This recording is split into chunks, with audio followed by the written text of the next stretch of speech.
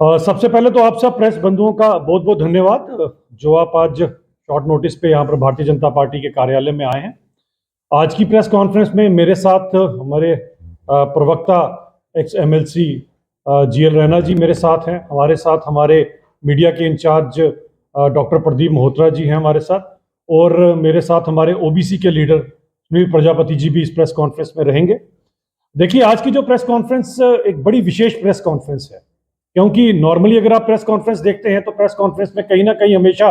जो सरकार है उसकी जो खामियां हैं उनके ऊपर हम बात करते हैं और एज ए अपोजिशन हम अपना पूरा रोल निभाते हैं। लेकिन आज की ये प्रेस कॉन्फ्रेंस एक सुझाव है उमर सरकार के लिए, और हम ये मानते हैं कि एज ए हॉनेस्ट अपोजिशन हम जो है सुझाव देने में हमेशा यकीन करते हैं, क्योंकि हमारा ये मानना है कि जो आपकी गवर्नमेंट है अगर ये तरक्की तभी कर सकती है अगर इनको अपोजिशन टाइम टू टाइम इनके जो अगर गलत काम है उनके ऊपर अगर इनको अवगत कराती है तो इनको सुझाव भी देने चाहिए। अब ये उमर सरकार के ऊपर डिपेंड करता है और उनके मंत्रियों के ऊपर डिपेंड करता है कि वो हमारे सुझावों को कितना पॉजिटिवली लेते हैं। और सुझावों की जहां तक बात है उमर साहब, मैं थोड़ा सा आपको पीछे ले जाना चाहता हूं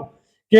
अगर आपको याद होगा जब Atal ji leader of opposition थे तो कांग्रेस आपकी इंडी गठबंधन ये मजबूर हो गई थी अटल जी को यूनाइटेड नेशन भेजने के लिए, क्योंकि कांग्रेस को पता था कि आप भारतीय जनता पार्टी पर ही यकीन कर सकते हैं कि यूनाइटेड नेशन में जाकर जो है वो हिंदुस्तान की बात करेंगे, इसीलिए हम पर वो यकीन किया गया था। हम यही चाहेंगे कि आपके भी ये जो मंत्री हैं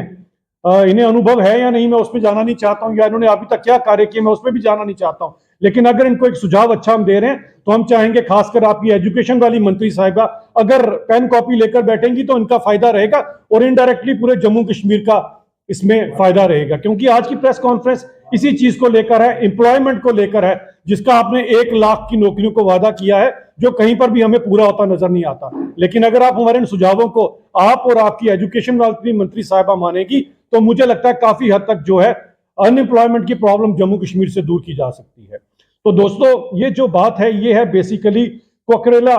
साइमंड्स करके लंदन बेस्ड जो एक फर्म है जो इंडेक्स बनाती है कि किस हिसाब से पूरी की पूरी दुनिया में आने वाले समय में एजुकेशन का क्या स्तर रहेगा और एजुकेशन जो है वो किस हिसाब के जॉब्स को जनरेट करेगी, ताकि हमारी जो आज की पीढ़ी है इसको समझ सके कि हमें किसके लिए प्रिपेयर रहना। और जब इन्होंने अपना ये इंडेक्स प्रिपेयर किया तो एक बड़ी हैरानगी वाली बात है कि हमारे हिंदुस्तान की जो रैंकिंग थी वो नंबर 2 पे थी, और वो नंबर 2 पे भी आप समझ लीजिए नंबर 1 ही समझे, क्योंकि यूएसए से सिर्फ 0.9 हम पीछे थे। यहाँ के नियर अबाउट यूएसए और इंडिया एक ही रैंकिंग के ऊपर थे। ये जो रैंकिंग दी गई है इस रैंकिंग के अंदर ये है कि कौन सा कंट्री कितना प्रिपेयर्ड है जॉब्स को लेकर, और कहां से आने वाले समय में जो जॉब्स की रिक्वायरमेंट है पूरी दुनिया की मैं बात कर रहा हूं, पूरी दुनिया की जॉब्स रिक्वायरमेंट पूरी होगी। और मुझे बड़ा गर्व महसूस होता है ये बताते हुए कि भारत देश जिसे युवा देश कहा जाता है, क्योंकि ज्यादातर जो देश है वो अगर आप देखें तो उनके यहाँ पर जो पॉपुलेशन है वो आहिस्ता आहिस्ता बुजुर्ग हो रही है, बूढ़ी हो रही है, लेकिन भारत के अंदर युवा टैलेंट और जिस हिसाब से युवा देश कहा जाता है, हमारे देश की एक रिस्पॉन्सिबिलिटी भी है कि पूरी दुनिया के अंदर जो रिक्वायरमेंट है आने वाले समय में हम प्रिपेयर करें। इसके लिए हमें कितना प्रिपेयर होना चाहिए, जिस तरह से बाकी हिंदुस्तान में लोग प्रिपेयर हो रहे हैं जम्मू कश्मीर के युवाओं को भी प्रिपेयर करने का जो दायित्व है, क्योंकि उमर साहब हमारे मुख्यमंत्री है, आपके और आपके एजुकेशन मंत्रालय में चाहिए कि आप किस तरह से इन बच्चों को प्रिपेयर कर सकते हैं। कुछ सुझाव भी आपके लिए है। मैं ये बताना चाहता हूं कि ये जो रैंकिंग में हिंदुस्तान आज नियर अबाउट टॉप पे है, यानी कि नंबर 2 पे यहां पर आता है, इसके साथ जो दूसरे कंट्रीज इस लिस्ट में फॉल करते हैं आप सुनकर हैरान होंगे। इसमें यूके है, इसमें जर्मनी है, इसमें कनाडा है और इसमें ऑस्ट्रेलिया है। और लेटेस्ट इंडेक्स के अंदर अगर आप खुद सोच सकते हैं, इसी का जो सर्वे किया गया ये 280 मिलियन जो जॉब्स क्रिएट हुए उसके अंदर किसकी रिक्वायरमेंट ली कि बड़ा एक सटीक डाटा था जिससे पता लग सकता है कि आने 2 4 5 सालों में जॉब्स किस तरफ होंगे। क्योंकि कहीं ना कहीं मैं युवाओं से भी अपील करना चाहता हूं कि वो जो पुरानी मानसिकता हमारी है कि वही डॉक्टर, इंजीनियर या वकील या इस तरफ ही हम लोगों ने पढ़ना है, उसे बदलकर बदलते हुए समय के साथ हमें अपने आप को एजुकेट करना है, ताकि आने वाले समय में हमारी की हुई जो पढ़ाई है उससे हमें जॉब भी मिल सके और हम पूरी दुनिया की रिक्वायरमेंट पूरी कर सकें। इसीलिए मैं युवाओं को खासकर आपके सभी चैनलों के थ्रू अपील करना चाहता हूं कि वो भी इस तरफ ध्यान दें, और मेरा आपसे जो आग्रह है वो इसी को लेकर है। और ये किसके लिए आता है? ये पर्टिकुलरली आता है खासकर आर्टिफिशियल इंटेलिजेंस की तरफ, एआई की तरफ दुनिया पूरी की पूरी अग्रसर हो रही है, और हमें भी अपनी प्रिपरेशन इसकी तरफ कर रही है। जिस तरह से बाकी हिंदुस्तान में प्रिपेयर हो रहे हैं, इसी तरह से जम्मू कश्मीर के युवाओं को भी एआई की तरफ जो है प्रिपेयर होना है। ग्रीन स्किल्स का आने वाले टाइम में बहुत बड़ी एक रिक्वायरमेंट रहेगी, तो हमारे युवाओं को चाहिए कि ग्रीन स्किल्स की तरफ, एम्प्लॉयमेंट की तरफ जो अपने आप को अग्रसर करें। और इसके अंदर जो सरकार है उसे भी अपना इनिशिएटिव लेना पड़ेगा, क्योंकि जब तक तो भारतीय जनता पार्टी है, जब तक केंद्र की सरकार यहां पर थी, काफी कुछ ऐसा किया गया। अगर आपको याद होगा, जम्मू यूनिवर्सिटी ने एक इनिशिएटिव लिया था, डिजाइन योर डिग्रीज, जिसमें खुद बच्चे अपनी डिग्री डिजाइन कर सकते थे। अपने आप में बहुत बड़ा कार्यक्रम था। इसी तरह से जैसे IIT, IIM, क्लस्टर यूनिवर्सिटी और कितनी सारी यूनिवर्सिटी पिछले 5-6 सालों में बनाई गई है, ये जॉब्स को लेकर ही बनाए गए हैं। लेकिन अब आगे जो उमर साहब की सरकार के ऊपर रिस्पॉन्सिबिलिटी बनती है, वो यही बनती है कि आप इसको आगे कैसे लेकर जाते हैं। अब मैं समझ सकता हूं कुछ तो आपके जो मंत्री हैं वो तो बिजी हैं माइनिंग के अंदर, उनका ज्यादा जो दिलचस्पी है माइनिंग में, उनका तो बस चले वो शायद ये जो खड्डे नाले हैं इनमें अपना ऑफिस बना लें, लेकिन इनसे ग्रीन स्किल्स नहीं डेवलप होंगे उमर साहब, ये आप अपने मंत्री को बता सकते हैं। इससे ग्रीन स्किल्स डेवलप ना होकर रादर ग्रीनरी को नुकसान ही पहुंचेगा। अगर आपकी एजुकेशन मंत्री साहब इस तरफ ध्यान दे तो इसके अंदर हम लोग काफी कुछ कर सकते हैं, क्योंकि एज ए हेल्थ मिनिस्टर तो उनका फेलियर आपके सामने आ गया, लेकिन एज ए एजुकेशन मंत्री भी कोई खास वो परफॉर्म नहीं कर पा रही हैं। हम उन्हें जो सुझाव देना चाहते हैं और इस सुझाव के लिए हम यहां पर अवेलेबल हैं। जब कभी भी आपको असिस्टेंट चाहिए, आपकी मंत्री साहिबा को हमारे से कुछ मदद चाहिए, तो एक बड़ी हॉनेस्ट अपोजिशन की तरह हम आपके साथ खड़े हैं, क्योंकि पूरे देश को आगे लेकर हम तभी जा सकते हैं जब जम्मू कश्मीर भी उतनी तरक्की करे जिस तरह से हिंदुस्तान तरक्की कर रहा है। इसके अंदर अगर आपके एजुकेशन मंत्रालय के अंदर कम से कम और कुछ नहीं तो 8th 9th ऑनवर्ड्स AI का सब्जेक्ट अगर इंट्रोड्यूस किया जाता है या AI के ऊपर उन्हें पढ़ाया जाता है बच्चों को, तो ये बच्चे प्रिपेयर हो जाएंगे आने वाले समय में AI के ऊपर, ग्रीन स्किल्स के ऊपर प्रिपेयर हो जाएंगे। यही नहीं, एक बहुत बड़ा सुझाव मैं आपको देने जा रहा हूं। आपके समग्रा के डायरेक्टर अगर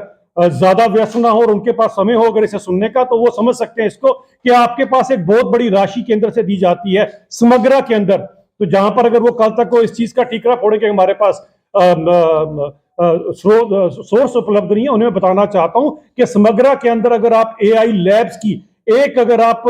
बनाकर प्रपोजल देते हैं, तो आप AI लैब्स एटलीस्ट हर CEO के अंदर 3 से 4 AI लैब्स बना सकते हैं। ये AI लैब्स को आप सभी स्कूल्स के साथ कनेक्ट कर सभी बच्चों को उन लैब्स के थ्रू इसके ऊपर प्रशिक्षण दिया जा सकता है और हमारा जम्मू कश्मीर का युवा AI के लिए प्रिपेयर हो सकता है। इसी तरह से अगर आप ग्रीन स्किल्स के ऊपर भी काम करेंगे, आपके CEO, आपकी मंत्री साहिबा, ये डायरेक्टर समग्रा, सब मिलकर अगर काम करेंगे, और अगर आप सही में ही जम्मू कश्मीर के युवाओं को आगे ले जाना चाहते हैं, क्योंकि पूरी दुनिया तो प्रिपेयर है इस समय हिंदुस्तान को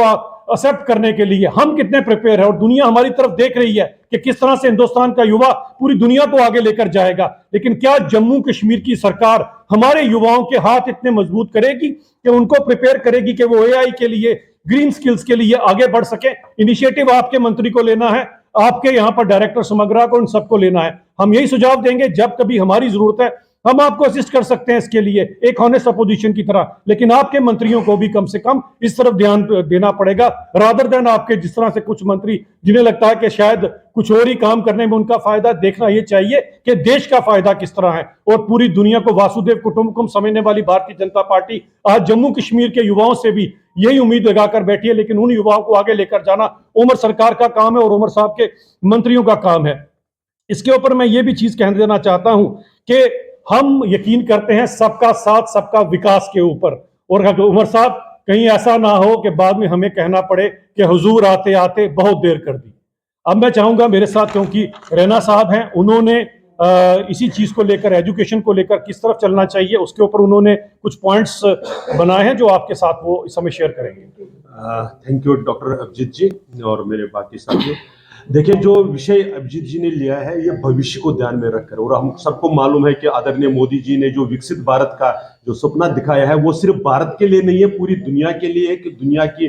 जो मानवता है उसको जो प्रेजेंट टर्मोइल है उसमें से बाहर निकालकर एक कंस्ट्रक्टिव दुनिया की तरफ हम कैसे बढ़े, ये इसका एक उस पर उन्होंने अपना एक जो पिछले 10-11 वर्षों में एक ऐसा सिस्टम भी क्रिएट किया था ताकि हम प्रिपेयर कर सके। लेकिन अनफॉर्चुनेटली हमारे यहाँ पर जो अभी नई सरकार बनी है, इनकी प्रायोरिटीज में अगर हम यही सेक्टर ले, एजुकेशन वाला ही सेक्टर, तो इनविटेशन कार्ड, पुराने इनविटेशन कार्ड को कैंसिल करके कैसे मंत्रियों के सामने यूटी ना आ जाए, जेके यूटी की मंत्री है ये ना आ जाए, इस पर उनका ज्यादा स्ट्रेस रहता है, न कि जो बच्चों को स्किल करने के लिए, उनको तैयार करने के लिए, भविष्य के लिए, उसकी तरफ उनका ध्यान नहीं जाता है। हमने अभी देखा होगा, अभी 9 जनवरी को ही, 8 और 9 जनवरी को जो यूनिवर्सिटी ग्रांट्स कमीशन के हमारे चेयरपर्सन है प्रोफेसर जगदीश कुमार जी, जिन्होंने